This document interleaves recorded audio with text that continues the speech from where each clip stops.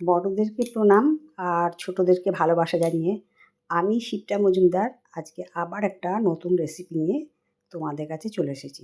আশা করি রেসিপিটা তোমাদের ভীষণ ভালো লাগবে। তাহলে দেখতে শুরু করো এখন থেকে। আজকে আমি তোমাদেরকে কি দেখাতে চলেছি।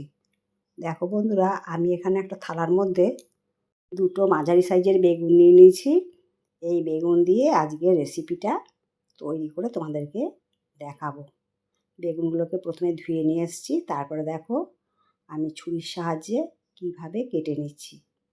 প্রথমে গোটা দিকটা কেটে নিলাম, তারপরে পিছনের দিকটাও কেটে বাদ দিয়ে দিই। এরপরে আমি বেগুনটাকে দু আধখানা করে প্রথমের দিকে ভাগ করে নিলাম। তারপরে এবারে এক একটা ভাগকে আবার কিভাবে কাটি দেখো, লম্বার দিকে 3 ভাগ করে নিলাম। এরকম করে বেগুনগুলোকে আমি কেটে নেব। এরকম লম্বা লম্বা করে শেপ করে কেটে নিলাম। তোমরা তোমাদের পছন্দসই মাপ মতো কেটে নিতে পারো। প্রথম বেগুনটা কেটে রেখে দিলাম থালার মধ্যে। এবার দ্বিতীয় বেগুনটাও কেটে নিচ্ছি। বেগুনটাকে ঠিক ওই রকম করেই একদম সুন্দর করে কেটে নেব। এরকম লম্বা লম্বা করে কেটে নিলাম।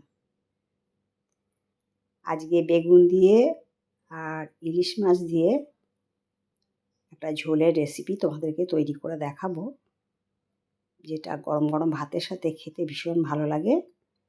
দেখো এইভাবে বেগুনগুলোকে লম্বার দিকে কেটে নিলাম। এবার পরিষ্কার করে জল দিয়ে আরেকবার ধুয়ে নেবো, তাহলে যে কষটা থাকে সেটা থাকে না। যাই হোক, এবারে সামান্য পরিমাণে লবণ আর সামান্য পরিমাণে হলুদ দিয়ে দিলাম। এবার লবণ হলুদ দিয়ে বেগুনটাকে খুব ভালো করে মেখে নেবো। বেগুনটাকে যদি এরকম লবণ হলুদ দিয়ে একটু মেখে রাখা হয় তাহলে কিন্তু বেশ সহজে নরমও হয়ে যায় আর বেশ অনেকটা জলও বেরোয় বেগুনের থেকে। খুব তাড়াতাড়ি রান্নাটাও কমপ্লিট হয়ে যায়। আর এরকম করে বেগুনের মধ্যে যদি লবণ মেখে রাখা হয় তাহলে কিন্তু জিভ কুটকুট করে না। এরপরে দেখো বেশ কিছুটা ইলিশ মাছ নিয়েছি। মাঝারি সাইজের ইলিশ মাছ আছে। আমি এখান থেকে 5 পিস নিয়ে রান্না করব। দেখো 5 পিস ইলিশ মাছ নিয়ে নিয়েছি। এবারে অল্প একটু লবণ দিয়ে দিলাম আর সামান্য পরিমাণে হলুদ দিয়ে দিলাম। এবারে ইলিশ মাছটাকে লবণ হলুদ দিয়ে খুব সুন্দর করে মাখিয়ে নেব। লবণ হলুদ যদি ইলিশ মাছের মধ্যে খুব সুন্দর করে মাখানো হয় তখন কিন্তু মাছটা খেতে খুব সুন্দর হয়।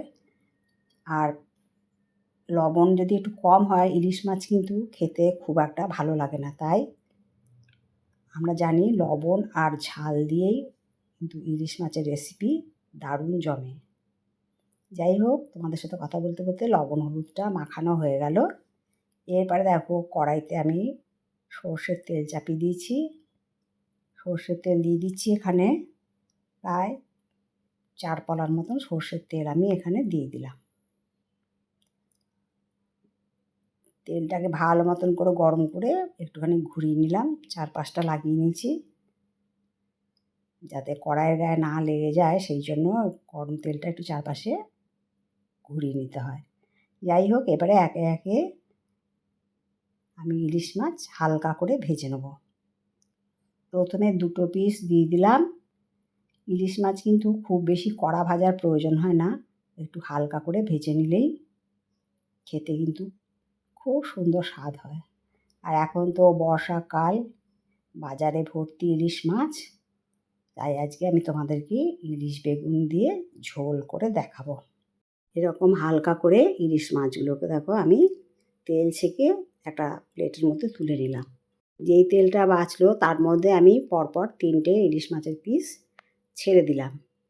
ওই রকম করেই হালকা করে এক পিঠ হওয়ার পরে অপর পিঠ আমি দেখো উল্টে দিচ্ছি। ইলিশ মাছ ভীষণ সূক্ষ্ম মাছ, নরম মাছ, তাই এটাকে খুব হালকা হাতে ভেজে নিতে হবে। আর ইলিশ মাছ কিন্তু কড়া করে ভাজলে তার কিন্তু অত স্বাদটা থাকে না। দেখো এই যে তেলটা বাঁচলো ইলিশ মাছগুলো থালার মধ্যে তুলে নেওয়ার পরে সেই তেলটার মধ্যে ছোটো চামচের 1 চামচ কালো জিরে ফোড়ন দিয়ে দিলাম। কালো জিরেটা যখন বেশ সুগন্ধ বেরোলো তারপরে আমি এখানে গোটা 5-6 কাঁচা লঙ্কা চিড়ে দিয়ে দিলাম। লঙ্কাগুলো ভীষণ ঝাল।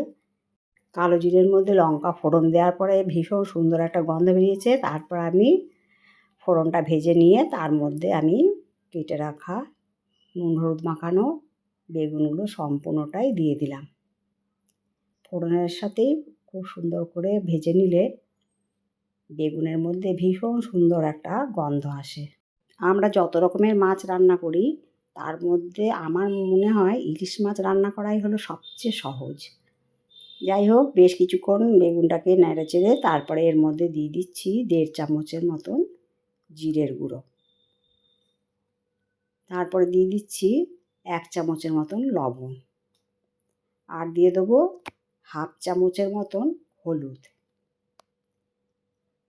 এরপরে লবণ, হলুদ আর জিরের গুঁড়ো দিয়ে বেগুনটাকে একটুখানি হালকা করে নাড়িয়ে চাড়িয়ে নিলাম।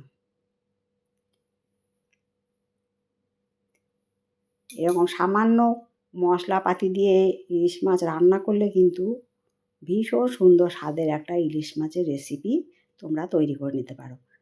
সামান্য পরিমাণে জল দিলাম যাতে না মশলাগুলো পুড়ে যায়, দিয়ে এবারে ভালো মতন করে একটু নাড়িয়ে চাড়িয়ে নিয়েছি। বেগুনগুলো কিন্তু আমি একদম খুব কড়া ভাজিনি, এরকম হালকা হালকা ভেজে নিয়েছিলাম।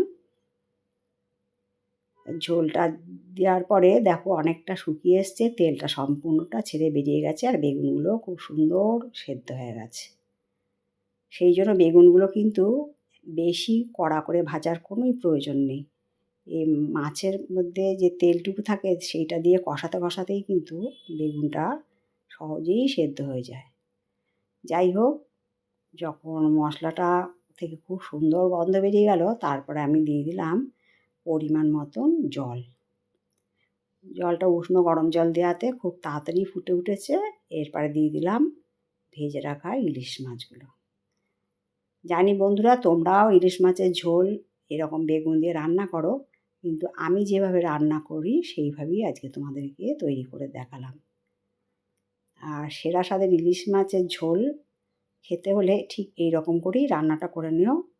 ইলিশ মাছের মধ্যে কিন্তু ঝালটা একটু বেশি লাগে আর লবণটা একটু বেশি লাগে, তাহলেই কিন্তু ইলিশের টেস্টটা বেশ খোলে। আরও 3টে কাঁচা লঙ্কাকে মাঝখান থেকে চিড়ে দিয়ে দিলাম, তারপরে গ্যাসের নবটা অফ করে দিলাম। দেখো বন্ধুরা কত সুন্দর ঝোলের রঙটা হয়েছে। আমি একটা বাটির মধ্যে সার্ভ করে নিচ্ছি। আশা করি আজকের রেসিপিটা তোমাদের ভালো লেগেছে। যদি ভালো লাগে লাইক, শেয়ার, কমেন্ট আর সাবস্ক্রাইব করে আমার চ্যানেলের পাশে থেকো। আর যদি কোনো নতুন বন্ধু এসে থাকো অবশ্যই বেল বাটনটা অন করে দিও, তাহলে সমস্ত নোটিফিকেশান তোমাদের কাছে পৌঁছে যাবে। আর তোমাদের সুন্দর সুন্দর কমেন্টসের মাধ্যমে জানিও আজকের ইলিশ মাছের ঝোল বেগুন দিয়ে কেমন লাগলো। তোমাদের সুন্দর সুন্দর কমেন্টস পেলে আমি কিন্তু অন্য একটা রেসিপি তৈরি করতে অনেক উৎসাহ পাই। দেখো বন্ধুরা কত সুন্দর দেখতে লাগছে। তাহলে আজ এই পর্যন্ত রাখি, অন্য কোনো দিন অন্য কোনো রেসিপিতে আবার দেখা হবে। কেমন? টাটা।